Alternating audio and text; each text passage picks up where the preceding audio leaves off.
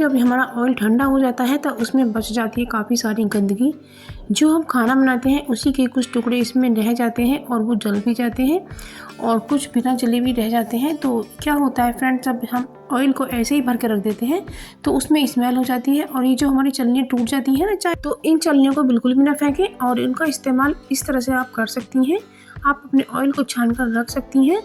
तो इसमें फ्रेंड्स हम ऑयल को छानेंगे और ऑयल को हमें छानना ज़रूरी है, इसी तरीके से भरना बिल्कुल भी नहीं है।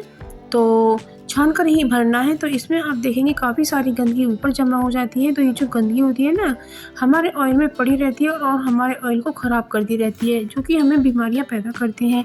तो इस वजह से हमें अपना साफ़ सुथरा ऑयल ही करके रखना है। आप देख सकते हैं कितना साफ़ सुथरा ऑयल निकला है।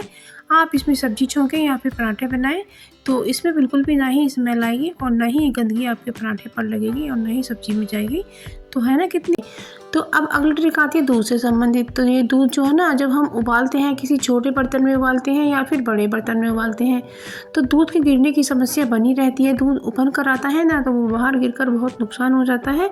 और ये होता इसलिए है या तो हमारी निगाह हट जाती है या फिर हम किसी काम में लग जाते हैं। तो हमें ले लेनी है एक चम्मच और इस चम्मच को हमें कढ़ाई के अंदर डाल देना है। तो फ्रेंड्स मैं इसके अंदर इस तरह से डाल देती हूँ और इसे हमें इसके अंदर डिप कर देना है, जिससे कि हमारा जो दूध है ना वो उबलकर बाहर ना आए। तो जब इसको हम अंदर डाल देते हैं तो जो उबलने का प्रोसेस है ना तो वो थोड़ा कम हो जाता है, तो वो उबल कर नहीं आता है और ना ही वो गिरता है। तो इस चम्मच को हम इसके अंदर डाल रहे हैं। आप फ्रेंड वीडियो में देख सकते हैं कि जो इसका जो उबाल है ना वो इसके डलने पर नीचे बैठ जाता है और चम्मच के नीचे ही वो उबाल बनता रहता है, लेकिन वो ऊपर दूध नहीं गिरता है। तो आप चाहे इसे छोड़कर काम करें या हमने ऑयल को डाल दिया है और बस इसको अच्छे से गर्म कर लेते हैं। ऑयल हमें तेज़ गर्म करना है और बस टिक्की इसमें एक डिप करते जाएंगे और इसको कढ़ाई में छोड़ते जाएंगे। हमें ध्यान ये रखना है कि आलू पर लेप अच्छे से लगना चाहिए, नहीं तो आलू निकल कर कढ़ाई में बिखर जाते हैं और टिक्की फैल जाती है। और ऑयल भी हमें तेज़ गर्म रखना है, क्योंकि यदि ऑयल हमारा ठंडा होता है तो जो ऊपर की परत होती है ना वो फट कर बिखर जाती है और सारी टिक्की ख़राब हो जाती है। तो इसलिए हमें ये विशेष कर ध्यान रखना है, नहीं तो हमारी टिक्की फट सकती है। तो तेज़ ऑयल में हमारी टिक्की की परत तेज़ से सिकने लगती है और वो फटती नहीं है। और बस अब इन्हें हम पलट देते हैं और आप चाहें तो गैस के फ्लेम को मीडियम भी कर सकते हैं आप। तो अब हमने इन्हें सीखने के लिए गैस का फ्लेम मीडियम कर रखा है और इस तरीके से हमारी जो टिक्कियाँ हैं बहुत ही अच्छी सीख कर के तैयार हैं।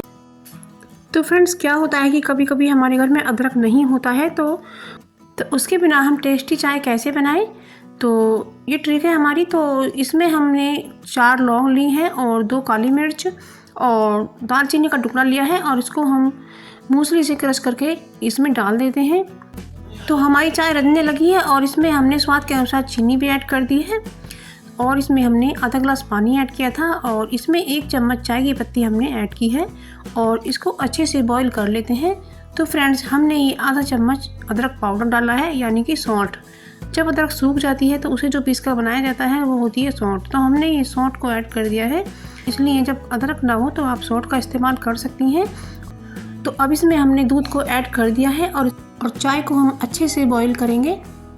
तो इसे इस तरह से घुमा घुमा कर बॉईल हमें करना है और चाय बहुत ही टेस्टी बनकर के तैयार हुई है और इसलिए खांसी को भी ख़त्म करेगी।